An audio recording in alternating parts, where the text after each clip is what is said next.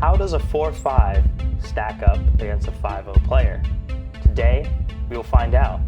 At the end, I'm going to show you the key reason why I think the 5-0 player is always going to beat the 4-5 player, along with some detailed stats brought to you by Swing Vision. So wait to the end.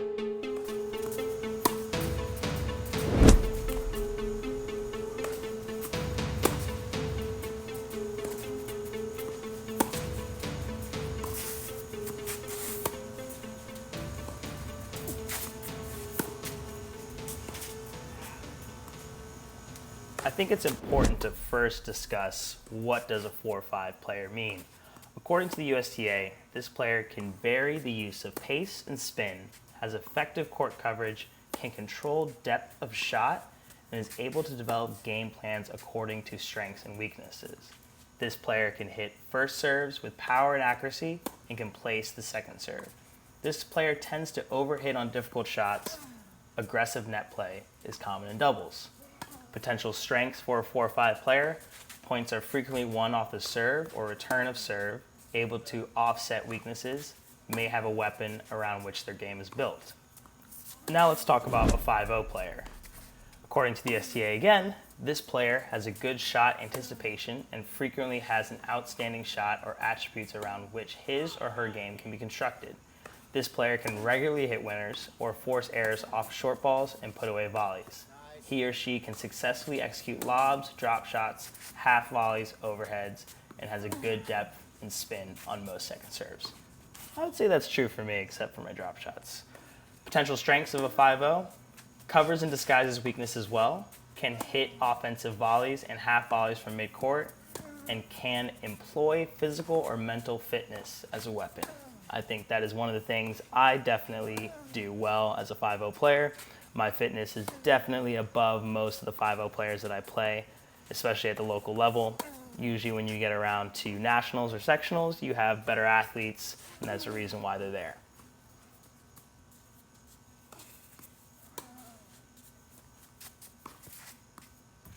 I want to quickly talk about Swing Vision. Swing Vision has given me their new mount that is really useful and gives you this great angle that you guys are seeing today. It also comes with this sun cover because I've had multiple issues where the sun kind of overheats the camera. So that sun cover is really nice. If you guys want a free trial for Swing Vision, I'll leave a link down in the description along with up there in the top right hand corner. So you guys go check them out. It's a really good company and they give you awesome stats just like this. Let me know if you guys want to see more matches with Swing Vision. So now we've covered what USTA considers their NTRP ratings and what they decide that they think it means. But let's hear from me. You know, I'm a 5-0. I got some opinions. I would say a 4-5. I think the biggest thing whenever I play a 4-5 is I know that they're going to be lacking in some sort of consistency. Now, Craig is a diamond in the rough 4-5. Craig is incredibly consistent. And so not a great example of what I mean by this, but a lot of the 4-5s that I'll play, they have really good shots. They can hit great shots, but they lack in consistency. Also, when I pressure them with depth, they tend to hit short, and I will use that opportunity to attack the court, like there, but I missed the volley. I think Craig is really good 4-5 because he's so consistent, and so he can just kind of wear down opponents. But when he starts to play 5-0 players and he leaves those balls short, they make him pay for it. Except for there again, because I'm missing a lot of balls today. Now, according to me, your resident 5-0 expert here at Dillplays, I would say a 5-0 is somebody who's played a lot of competitive tennis, has really good fitness base, which allows them to grind through these matches or play long matches without getting tired. Now, I think this is one of the biggest things when it comes to 4-5s who used to be college athletes. A lot of them are not in the same shape that they were when they were in their 20s, and so that makes them a 4-5 just due to the fact that later on in the match they're going to get tired. Maybe they just don't have enough time to kind of work on their game as much as a 5-0 does.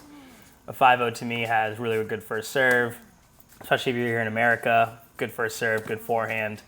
I don't really have a great forehand, so maybe that's a caveat there. But I really feel like they are able to kind of dictate the points, and they have strategies going into the point on how they want to play.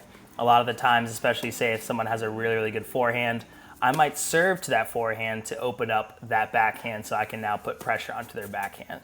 These are some strategies that I feel like 5-0s are thinking about, and they can adjust their strategies in match in real time to kind of win those matches. Whenever I'm playing Craig or another 4-5, especially if it's just a practice match, I'm usually going to think about working on something. A lot of players don't want to play lower level people than them. I mean, one of the best ways to get better is to play people better than you, but I still think there's a lot of value in beating somebody who you know you should beat and doing it with a lot of focus and intentionality. A lot of times I like to focus on something specific during this match. And so in this match specifically, I was more just trying to get a good groove back. I hadn't played in 4 days, and you'll see a lot of these errors right there that kind of show that I'm a little rusty, not really feeling the ball. A lot of my attacks aren't working, but I'm really, really focused on being aggressive here. You see a lot of my matches where I'm kind of hanging back and kind of grinding with these people. And like if you guys watched that last match with the 11-6 UTR that I played, I was kind of really hanging back. But whenever I play Craig, I really try to be aggressive, or maybe sometimes I'll work on just the backhand slice. But today it was really all about being aggressive and trying to take control of the point right away if I can. Craig has really, really good consistency, and so I don't want to get into these rallies with him. Even though I do think I would be able to win these points, I really want to focus on being aggressive. Craig likes to say that I like to play him right before a tournament because then I play really well because I get to be aggressive the entire time when I play Craig, and so I come in with great confidence. And I think this is something that you should probably incorporate into your game, especially when you're playing lower level people in practice matches. Now, if it's a sanctioned match, let's play our game and let's beat them as best as we can. But in practice, let's make sure we're trying new things with opponents that are maybe a lower level than us.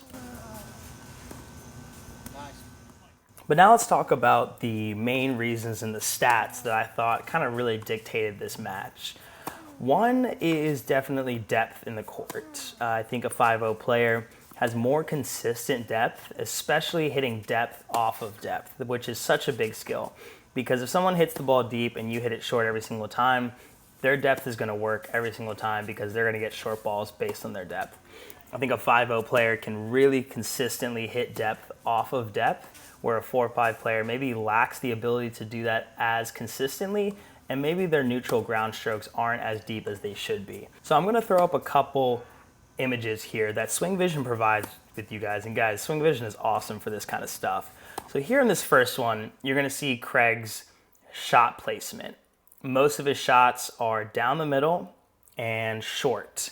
And you can see that down the middle and short is going to be my money ball, where my honey pot, so to speak, of where I want it to be attacking balls inside the court. Now, we take a look at my depth compared to his, and you can see the difference.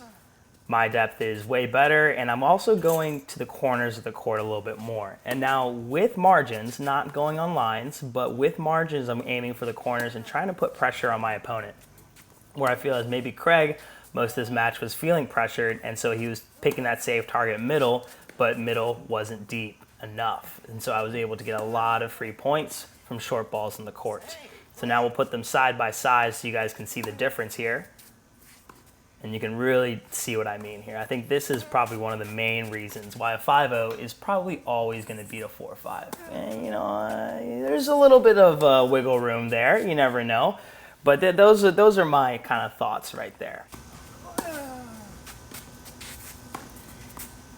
That last point's a great example. The ball was short. I came in and I hit a forehand winner. When I'm able to step into the court as a 5-0 player playing against a 4-5, most of the time that does not mean a good thing for my opponent. Now, Craig likes to play against me as well because every time we play together, he's always getting better and better. And speaking about Craig getting better and better, what do you guys think Craig really could focus on the most? Oof, good forehand. What do you think he could focus on the most in terms of getting better and maybe eventually getting to that 5-0 level? A little background on Craig. Craig used to play D1 tennis, but he's in his mid-40s now, and now he's a 4-5. He's won a lot at 4-5, but what do you guys think would be another key reason that he is not at the 5-0 level yet, and what should he improve on? I'm sure he would love to hear from you guys, and so guys, leave as many comments as you can as possible. If you guys like breakdowns like this, please let me know. I would love to do more videos. Until next time, peace.